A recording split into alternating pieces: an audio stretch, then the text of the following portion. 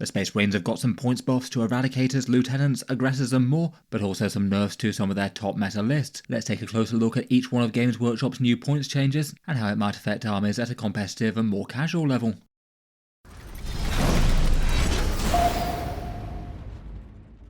Hello and welcome back to Auspex Tactics, where today we're talking Space Marines, and in this one going through each one of Games Workshop's points and rules changes from the recent balanced dataslate, talking about the units and how they often tended to be used, the points changes and how severe they are, and how it affects both their strength and the common Space Marine builds going forward.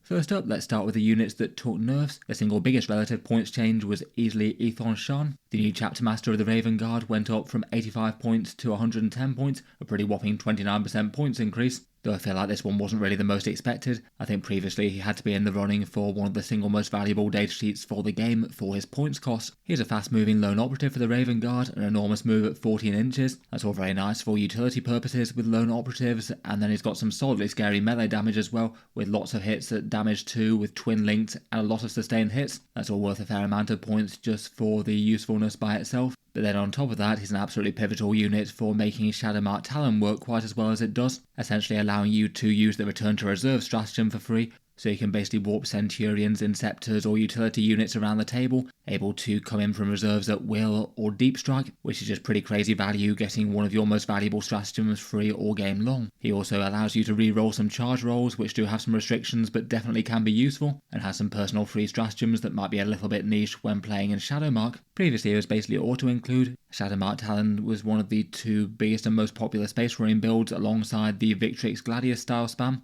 and due to those free stratagems he was utterly auto-include there, as if he wouldn't have been anyway. Even going up to 110 points, assuming that Vanguard continue to use the Shadowmark Talon, which I strongly suspect that they would. To me he still seems absolutely auto-include. The free stratagems just still make up a massive chunk of his value, and then being a fast-moving, hard-hitting lone operative that can take the strike to the enemy towards the end of the game is still a big deal. But it is a direct nerf to the overall power to Shadowmark Talon, as basically you're still going to want to take him, so you're going to have 25 less points in the list, never mind the other nerfs that have happened.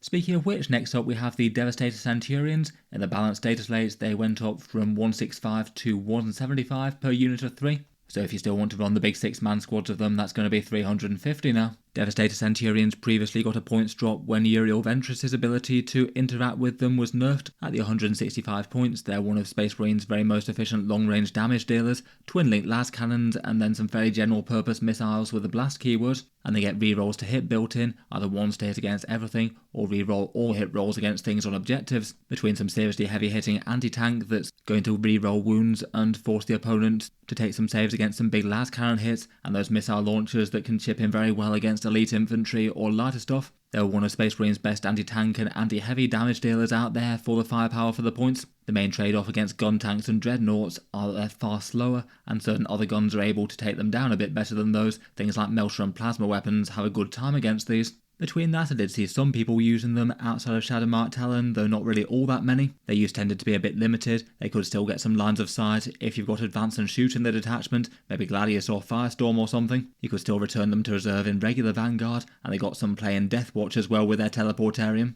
The reason that they're getting nerfed though was the Shadowmark Talon. Being able to return them to reserves for free each turn and line up new targets is all well and good, plus they've got other good synergy with that, with the shooting stratagem with +1 ballistic skill and AP, and also being able to fall back and shoot is a really big deal, as then you can't lock them up. Overall though, that points increase of +6% really isn't the end of the world for them. It does make them even more borderline and niche for the detachments that don't support them quite so well, but for things like Shadowmark, Vanguard and Deathwatch, where they can move around the table for stratagem support, I still think that they're easily usable at this points cost. Realistically, they've not gone up all that much proportionally, though maybe Deathwatch will be even less likely to take them versus their very good competitors with their kill teams. And again, it's a small points nerf to Shadowmark Talon if you were taking them. Several lists were taking somewhere around 6 or 9 of these. Next up on the points nerfs were the Vanguard Veterans. Again, these guys went up a relatively small amount, going from 95 to 100 or 190 to 200 for 10 of them. And for that points cost, you get 5 Space Marine bodies that can move fast and have deep strike. When they attack in close combat, they have mass strength 5, AP 1 and damage 1 attacks with lethal hits. And then you get the choice between either Storm Shields for a 4+ invulnerable save to make them harder to take down in return, or fancy pistols, where a whole battery of Inferno pistols could certainly pack a big punch, particularly if they can get into melter range, and even more particularly if they're boosted by Oath of Moment. both loadouts were pretty viable, and I did see people running alternative options, maybe some hand flamers from time to time in Firestorm or Forgefathers. They've got pretty close rivals with the jump intercessors though for their battlefield role. At 95 points for the small interference squad role, they did have a few pros and cons, though more people tended to use the jump intercessors over them. They definitely have their positives though. Again, like the previous couple of units though, the reason that they're getting nerfed is solely for the Shadowmark Talon, where the tried and tested meta build has 2 sets of 10 of them, one with the Hunter's Instinct Captain that allows you first turn rapid ingress that's been nerfed, and then one with Aethon Shaan who can deliver them to melee rather well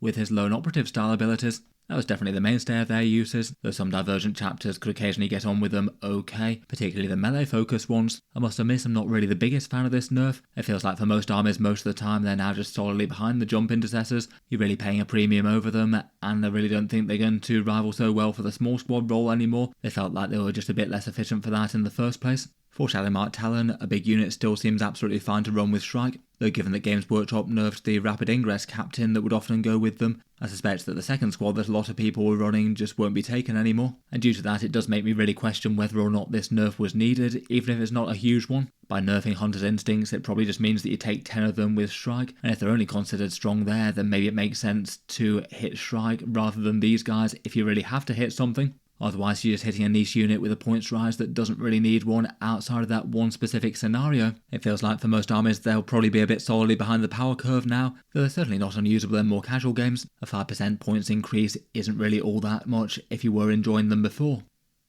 Before we move on, I'll just give a quick shout out to today's video sponsor, Baron of Dice. They're a high quality dice maker based in the USA. They made some rather nice fancy channel merch dice in the past and asked to sponsor some videos at the time. Their main thing being a rather huge range of dice that could work for various wargaming factions out there.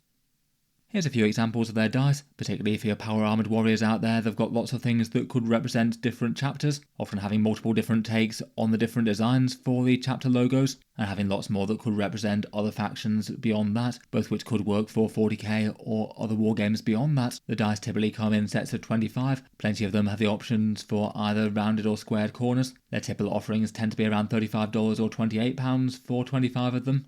Though if you use the Auspex code that they gave me, you get 5% off any order of them. As mentioned, they did make some rather nice channel merch dice as well. If you want a dice design with the channel logo on, they'll be linked in the video description too. Any purchases of those help to support the channel as well. Thanks to them for sponsoring this one though. You can check them out, links down in the video description if you'd like to.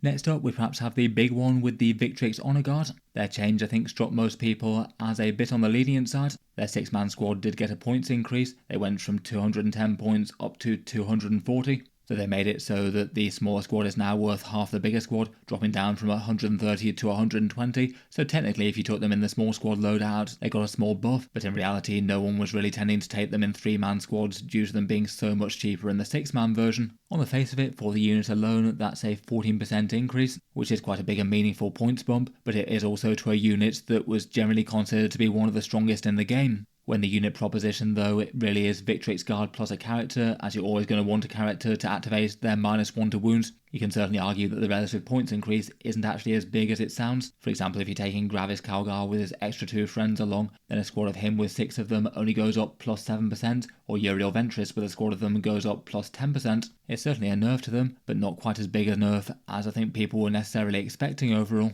For what they do on the game, now for 40 points no matter how you field them, they're 4 wound marines with a 2+ save and a -1 to wound when they've got a character in the unit. They have very solid melee damage with 5 attacks hitting on a 2+ at strength 5 and damage 2, and they have their couple of once per army bonuses with the champion getting you some twin linked attacks and the ancient giving you a solid once per game damage boost. Their datasheet rule allows you to do a surge move, which means that they can potentially be jumping straight into combat with the enemy, and that could be very disruptive if you both want to try and take an objective against them and then they just walk into combat and can't be shot anymore. And that's on top of the movement tricks they can do with Gladius reactive moves and the various movement and damage rules that you can get, plus character things, maybe particularly the reactive moves from Cato Sicarius or Captain Sicarius. Overall, their previous power had them at one of the game's very strongest units. Every week after their release, they've basically been winning multiple strong grand tournaments and having other players going undefeated besides. and often the most typical builds of them had 2 units of Victrix Honor Guard in the list, along with characters and other Ultramarines things. Overall, it really doesn't feel that, given that context, they have really been hit all that hard. I feel like those lists can bear a 60-point tax and still be rather efficient, and as well as the Victrix nerf, they have gained a bit more flexibility. You can now viably run the 3-man squads if you'd like to. The 6 squads are still going to be more efficient for several characters, but if you wanted more smaller units, then the 3 squad could be interesting. And also Cato Sicarius got a really quite big points cut as well. He wasn't as popular as his Captain Sicarius version to go with them, but having really quite a big points cut means that he is far more in contention once more. Overall, at first impressions, it looks like Ultramarines with these guys are still looking like one of the scariest things in the game.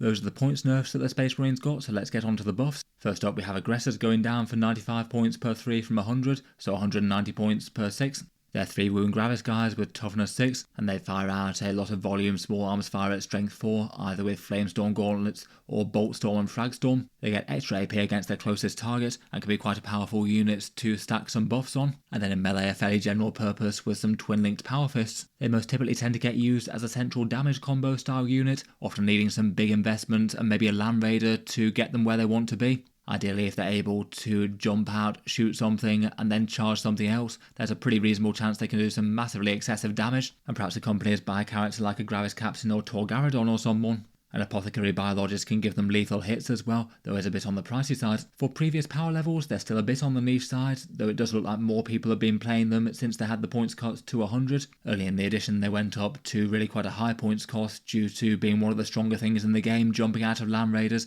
and deleting things with the previous version of Fire Discipline. Despite several points cuts, they haven't really been super mainstream since that, some Ultramarines lists using it in various versions of Gladius, and often being quite well enjoyed for the Salamanders with their big hitting torrent attacks. They can work quite well with a Gravis Captain in Firestorm. A Land Raider does seem to be the way to go for them, being able to get them close in safety, and they get a big benefit both from the protection and the speed. The 5% points decrease doesn't really feel like it's going to absolutely change the world on them, but it's another very solid nudge in the right direction for a unit that is getting used by some people. I suspect that Victrix are still going to be stealing their thunder as the scariest marine melee threats out there at the moment, but I think that these guys are looking fairly nice now as a big high investment threat to go with enhancement or detachment synergies.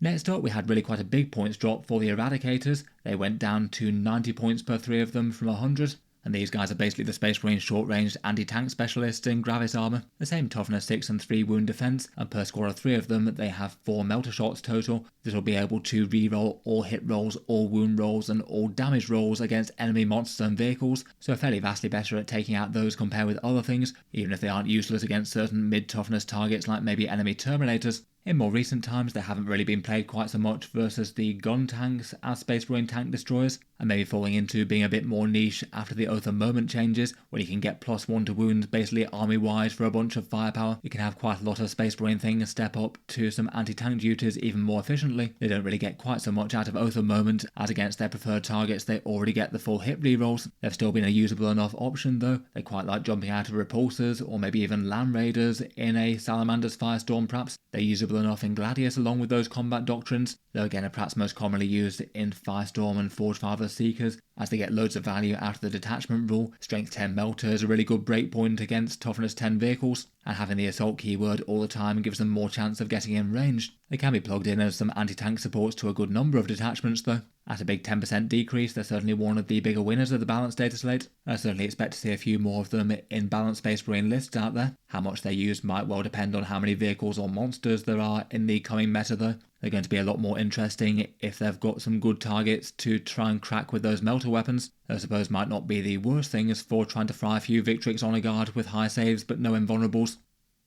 Next up for the White Scars, we've got Kor'sarro Khan. He went down to 60 points from 70, 14% decrease on himself, though realistically the offering that's going to be taken is him alongside a squad. Say if he goes with a slightly minimal backing of 5 Assault Intercessors for some reroll wounds in melee, that'd be a 7% decrease for that squad overall. Maybe another possible option could be running with some Vanguard Veterans and go after the Oath of Moment target, though admittedly his lance might be a bit wasted if you're going into the Oath target there. You might be better off with a Captain. In any case, for what he does, he gives the Assault keyword to his entire unit and gives them the lance lance keyword for when they charge into melee. +1 to wound is quite nice on his own attacks or assault intercessors, and he works well enough with blade guard as well. His own attacks are 6 attacks at strength 5, AP 2 and damage 2 with devastating wounds and precision, so has the chance to take out some enemy characters without needing to spend on epic challenge, and he also gets a +1 command point if he does manage to take a head and bring down an enemy character personally. For his previous power, he was unfortunately considered pretty weak. Most of the Codex chapter units at least have their character datasheets interesting enough that if you are playing the chapter, then you tend to take their unique characters, but he wasn't even making it into every competitive White Scars list, with Kor'sarro Khan leading the way in a Spearpoint Brotherhood. At 60 points though, he certainly seems pretty cheap, cheerful and effective. I'd probably be most tempted either with a squad of assault intercessors and having a 135 point unit to send into the mid-board objective. Lance melee and rerolling all wounds could be pretty brutal between their profile, a power fist and some chainswords. He could be an interesting option to pair with some blade guard with a new cheaper lieutenant as another option. Speaking of which, the Primaris Lieutenant got a decent points drop as well. He went down from 65 points to 55. I certainly argue that for his overall datasheet he brings a lot of good stuff for that cost now. Really quite solid melee for a cheap character with say 4 attacks with a power fist or slightly more with a damage 2 power sword. He gives his unit lethal hits, so really helps them round out against tougher stuff, particularly monsters and vehicles will be good targets for his unit. He helps out Blade Guard or Hellblasters well that way, and then on top of that he also allows his units to fall back, shoot and charge. Very relevant for Hellblasters and pretty handy for melee things as well. That one's not always going to come up, but quite powerful to know that the opponent can't just lock your squad in combat and forget about them for a turn. He can also be an additional add-on alongside a captain or chapter master, and that can also have its own interest to allow you to get an enhancement into the same unit alongside another powerful epic hero. Overall, between all that, there were plenty of ways that could use him, and I feel like he had some interest for the vast majority of both core chapters and divergent ones, that often in recent times for the Space Marines didn't really tend to be a particularly big part of their current meta lists. Neither Victrix Guard-style Ultramarines or Shadowmark Talon really finding much use for him. For the Salamanders, he could be pretty strong though. He pairs quite well with Adrax Agatone and a squad of Blade Guard for an overall very punchy unit. He was pretty reasonable to be included in a big squad of Hellblasters, maybe deep shot by Uriel Ventris or jumping out of a Repulsor. And that could work well for the Dark Angels as well, and his bodying up with a captain could be interesting enough elsewhere with the various melee orientated chapters. Dropping down to 55 points is a really meaningful cut for himself, and I feel like people are going to be more interested with him versus other characters, though I would bear in mind that the overall unit offering doesn't necessarily change loads. For example, if he's joining a squad of 6 Blade Guard or 10 Hellblasters, it's somewhere around about a 4% points decrease as opposed to a bigger one. He does make those sort of offerings just that little bit more interesting though.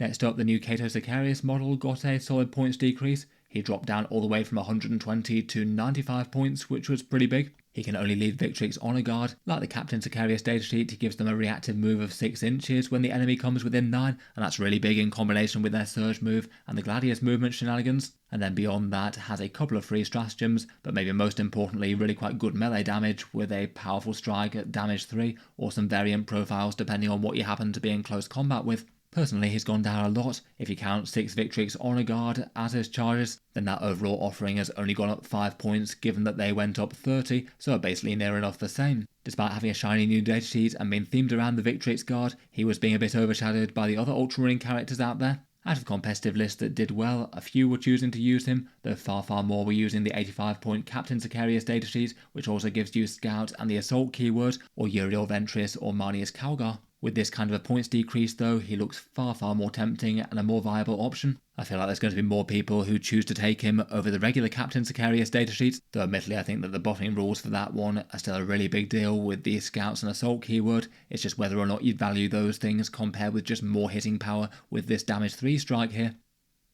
Next up, the Stormspeeder Thunderstrike dropped down to 135 points from 150. Again, this one being really quite a big and meaningful drop, going down 10%. The Primaris Stormspeeders move rather fast. This guy brings some fairly accurate las fire to the table, with 2 Strength 9 las talon shots with damage d6 +1, a big Storm Fury missile shot with a fairly las cannon similar profile, plus a Twinlings Icarus pod. It does chip in some meaningful damage that should help the army out in its own right, though beyond that it also marks 1 unit for a +1 to wound, so it can be really quite meaningful in support to help take down enemy tanks and heavies. For the popularity of these guys within Codex Space Marines, it rather dropped a bit when they tweaked Oath of Moment. If you want to focus down more on enemy targets, then you can use Oath on it and get 4 rerolls to hit and get that +1 to wound anyway. and the storm speed of Thunderstrike can't improve it any better. While it does mean that maybe you could save Oath for a different target, it does feel a bit redundant within most Space Marine lists, and as a result this one just has far more value for the divergent chapters out there, in particular the Dark Angels and Deathwatch tending to get good value from it. Deathwatch quite like it to amp up the firepower of their kill teams against some hard targets, in particular the Indomitor one really gets on well with this buff, and Dark Angels can do rather well with a bunch of plasma fire,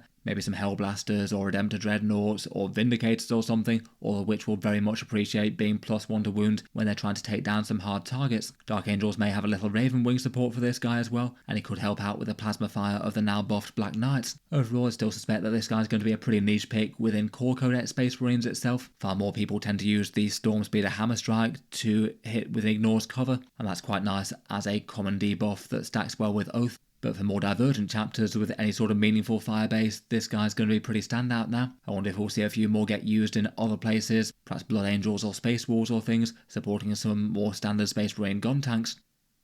Then finally for the main buffs, we have the Assault Terminator datasheet. They remain at the 180 or 360 points, and they got improved in 3 different ways. Their twin lightning claws gained 1 extra attack, so even more infantry blending if you'd like to. Their Battle Shock rule now activates regardless of whether or not they have charged or were charged, so a small chance to prevent some stratagems potentially. But the real meaningful buff for them came to their Thunder Hammers. They gained +1 weapon skill to them, so they're now hitting on a 3+ rather than a 4+. Outside of other things like Oath of Moment, that gives them 33% more damage output, and that's fairly meaningful for a squad with already fairly general purpose damage output in the first place. They'll also be making the other Thunder Hammers out there in Warhammer 40k rather envious, given that just about everywhere else Thunder Hammers or Demon Hammers come with a -1 to hit penalty compared with taking a Power Fist. Deathwatch Terminators in particular might not be too pleased about that. An unbuffed unit of 5 of them has some fairly general purpose damage output into medium infantry kind of targets, maybe best against things like standard Space Marines where you could expect them to kill 6 or so, maybe around 2 slain enemy Terminators, perhaps pushing to 3 if you get a good roll. But without further buffs, they're still not going to be all that overwhelming against big tough enemy monsters and vehicles. A squad of 5 still only does about 6 wounds or so to a 3+ save tank, so they're probably not killing something like a Predator in a single round without some help. Oath of Moment might be enough to tip the balance though if you can spare it. The Terminator Assault Squad was coming from a place where it was considered really quite weak though, just getting some niche play, maybe more if you had a character that really wanted to lead them. Darnath Lysander of the Imperial Fists or maybe Karnok Var of the Iron Hands being the 2 biggest candidates, and neither of those characters being super mainstream on the competitive side of things. For overall datasheet power though, this one does feel like a really nice change for them. Definitely a good bump in the right direction without just having to slash points cost. Despite the improvement though, I still wouldn't really expect these guys to be featuring in too many competitive lists. Those were the main changes. There were a few other rules updates, Land Raiders gaining the Land Raider keyword to make them function for the Black Templar stratagems. Not really the biggest deal outside of a detachment that's a little bit on the niche side. Shadowmark Talon did get that other big nerf as mentioned briefly earlier. Their version of Hunter's Instincts now only works in your movement phase, so you can't combine it with Rapid Ingress. And that means that the jump captain with a big squad of Vanguard Veterans that would often be arriving turn 1 just isn't really going to be happening in the same way. As a result, I just suspect that people won't really take that. You could deep strike turn 1 and then either risk a long charge or hope the opponent doesn't take you out in their own turn 1 or turn 2. It does seem that the main point of using this one was gone, and I must admit it did feel like a bit of a copy-paste for Games Workshop, outside of the Stormlance version of Hunter's Instincts, which does still function like this. Basically every other first turn reserves arrival locks you out of Rapid Ingress in the game. Finally, they just had a small change for the Jump Captain, who now allows you to pair his Chainsword with his shield, though given the Chainsword's quite so outclassed by Thunderhammers and Power Fists, it's not the most meaningful change unless you just want to try one out for fun factor. For impact on the Space Marine meta lists, Games Workshop clearly tries to hit both Shadowmark Talon and the Victrix Honor Guard spam, and out of the two, certainly in recent times it was looking like the Victrix Honor Guard spam had really taken over as the strongest way to play Space Marines, with Shadowmark Talon still being a strong way to play, but by the numbers certainly looking like it was getting pushed into second place. As we've seen with a bunch of those changes though, Shadowmark Talon lists have gone up by really quite a lot of points. For this example, a fairly typical one, they had 9 Devastator Centurions, so they'd go up 30 points in total, the Vanguard Veterans would go up 20, and then Aethon Shaan went up 25, so that'd be a 75 point increase overall. In reality though, with the change and nerf to Hunter's Instincts, I suspect that you just might not take the Jump Captain and their big squad of Vanguard Veterans now.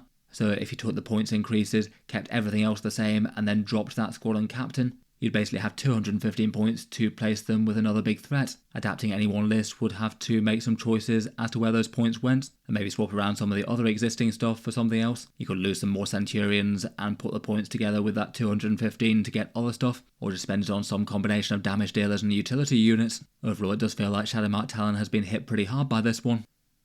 For the Victrix Honor Guard, on the other hand, as mentioned, plenty of their lists went up by something around 60 points or so if you were using 2 big blocks of 6 of them, and you would have a bit more flexibility with fielding them in 3s if you wanted now. Here's just one example of a successful Victrix list by Innes Wilson. This one's got Calgar and Ventress leading the Victrix Honor Guard squads, with Gilliman also present in support, so not really all that much space for support units. Maybe if you very directly wanted to adapt just this list, you could swap out a Stormspeeder Hammerstrike for an Invader ATV as a sacrificial unit perhaps, and keep pretty much the rest of the list the same. Again, in reality there's lots of other things that can support the Victrix well, and you could come out with something very different by swapping around different characters.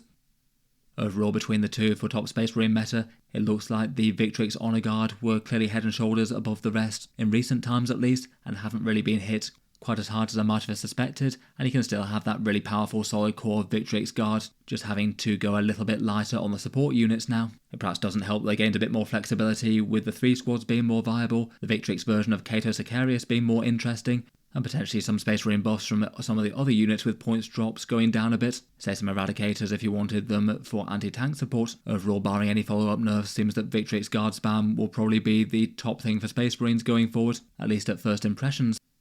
Outside of Ultramarines meta builds though, several of the other changes do seem like quite fun ones for various armies. Looks like it's been a pretty good data slate for Salamanders and Firestorm overall. If you are running Adrax Agaton with Blade Guard and a Lieutenant, that went down 10 points. Eradicators are looking very efficient there, and they were already usable, and cheaper Aggressors with Flamestorm Gauntlets don't hurt either, maybe piling out of a Land Raider Redeemer. You're not necessarily gaining crazy amounts of points there, but I suspect that more people are going to be tempted into each one of those units if you were only using some of them. The Imperial Fist and Iron Hands might well like the Assault Terminator buff, as might anyone who picked up the Crux Terminator set and wants to get those Assault Terminators on the tabletop. Quite nice to see some help for Kor'sarro Khan of the White Scars, and both Deathwatch and Dark Angels look like they'll get good mileage out of a Stormspeeder Thunderstrike in support at the moment. They do seem like really good flexible support vehicles. Let me know your thoughts on the impact of the Space Marine changes. How does it affect your army going forward?